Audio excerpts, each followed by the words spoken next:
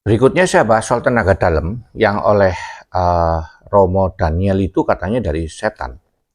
Sebenarnya istilah tenaga dalam itu memang agak rancu ya, karena kita di Indonesia ini banyak dipenuhi dengan mistik-mistik, di mana tenaga dalam itu seakan-akan orang dari jauh nggak nempel aja sudah mental. Apalagi latihan di beberapa perguruan itu hanya dikasih satu batu, orangnya nggak bisa nembus. Lalu ritualnya harus jam 12 malam, lalu harus dibuka lah titik ini titik itu, lalu diisi dan sebagainya. Saya tidak akan komentar yang itu, karena saya tidak mendalami yang itu.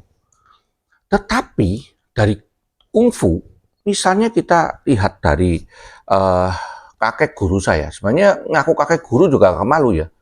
Cuma saya menyandang sebagai suhu Jet Kundo, tentu harus Jet Kundo itu oleh Bruce Lee kan. Saya manggilnya Sukong harusnya.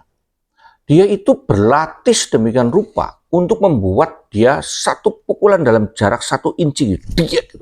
Kalau dalam teknik yang saya modifikasi menjadi sentuhan maut istilahnya, itu betul-betul dengan melatih fisik, mengalirkan energi. Jadi jangan dibayangkan energi itu mengalir itu kayak bola, mengalir. Bukan. Mengatur agar energi yang saya punya 100 itu, kalau dibagi kedua tangan, itu menjadi 50-50. Tetapi kalau saya bisa bikin ini 0, tentu tidak bisa 0 sama sekali ya. Tetapi yang sini 100, tentu pukulan yang di sini itu menjadi luar biasa, karena kekuatannya menjadi fokus. Jadi, jangan apa-apa sembarangan setan, setan, dan setan. Lalu orang menyembah alat tunggal, lalu katanya bersekutu dengan setan, ditipu setan. Setannya dari mana?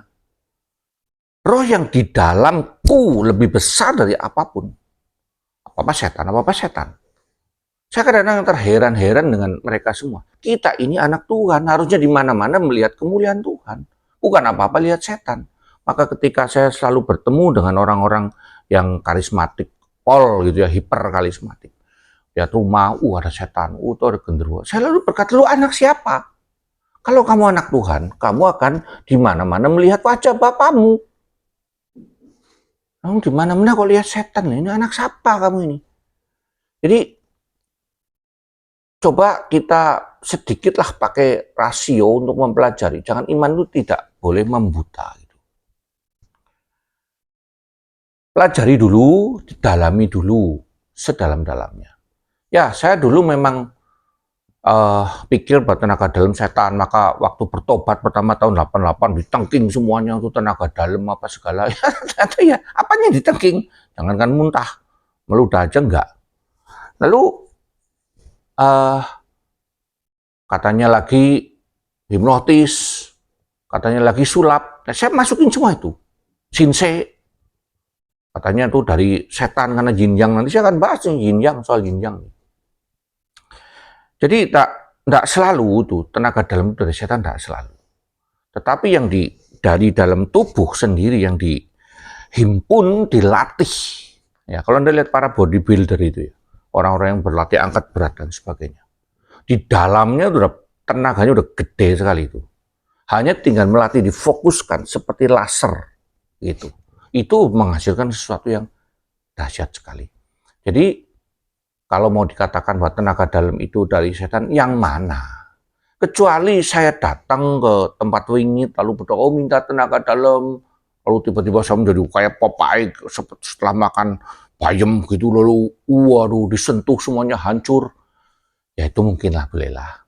Tapi kalau didapatkan dengan latihan-latihan fisik, saya kira terlalu gegabah kalau kemudian mengatakan itu dari kuasa jahat atau kuasa gelap. Ingat bahwa Allah yang mengaruniakan di dalam alam ini sesuatu yang material dan tidak material. Kalau Anda mengerti listrik, Anda mengerti kekuatan angin, udara yang tidak kelihatan, dan gelombang radio, tentu tidak akan terlalu sulit untuk memahami apa itu tenaga dalam.